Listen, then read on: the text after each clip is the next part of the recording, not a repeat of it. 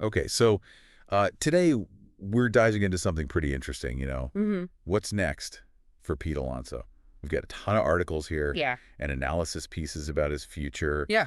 And obviously everyone's kind of speculating because Right. he's a free agent now. He could sign with any team. Yeah, absolutely. And the stakes are high Yeah, they are. for Alonso and for the Mets. Absolutely. He's become like a core player for them, Oh, yeah. for anyone listening who maybe um, doesn't follow baseball super closely. Pete Alonso, he's the guy hitting all those monster home runs for the Mets. Yeah. He's been a real fan favorite. Yeah.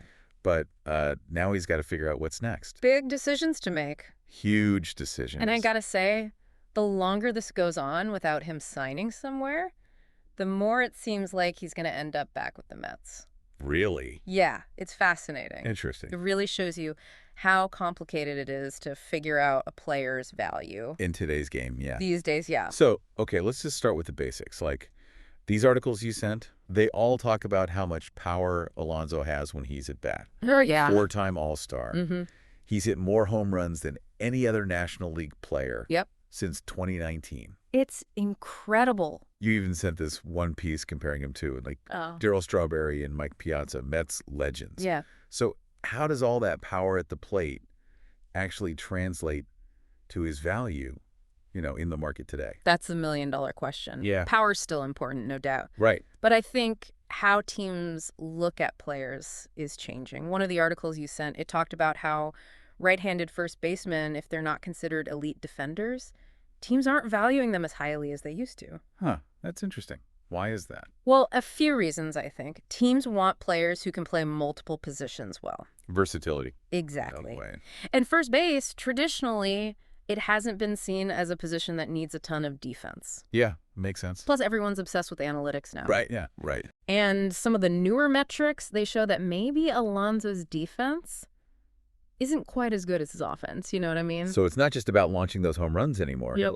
It's about how a player contributes overall. Exactly. A total package kind of thing. Okay, so we've got his strengths, but there are these market factors working against him too. Mm-hmm. Plus, I saw this article.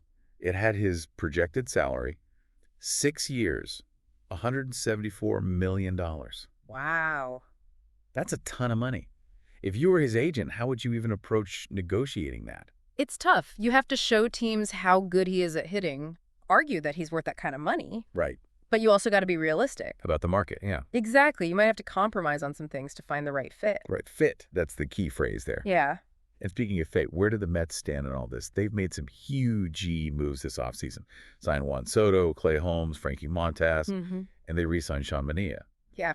So how do all those signings affect what they can pay Alonso? That's the big question. And this is where that Insider Take article gets really interesting. Okay. It said, and I'm quoting here, "The longer this drags on, the more likely Alonso is to return to the Mets."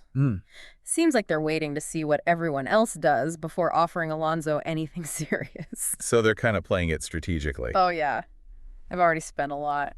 Got to see how much they have left. Makes sense. They want to stay competitive. Absolutely. But got to think about their finances too. Long term. Right. Okay, so we've talked about Alonso's talent, how the market is working, and what the Mets are doing. It sounds like his future really comes down to two things. First, will another team offer him that huge contract? Yep. And second, will the Mets decide that they absolutely have to keep him, even for that price? Those are the key questions for sure. And I think this whole situation makes you wonder, how are teams valuing players these days? Yeah. Is just hitting home runs enough anymore? Or are there other things that matter more now? Yeah, things that maybe used to be secondary to being a home run king. It's a really good question for all of you listening out there. Think about it. What would be more important to you if you were Alonso? Getting as much money as possible, or finding a team where you could really excel? Because, this is about his career, his legacy. He will definitely be keeping an eye on where he ends up. And we'll let you know as soon as anything happens. For sure. Absolutely. Can't wait to see what happens. Me too.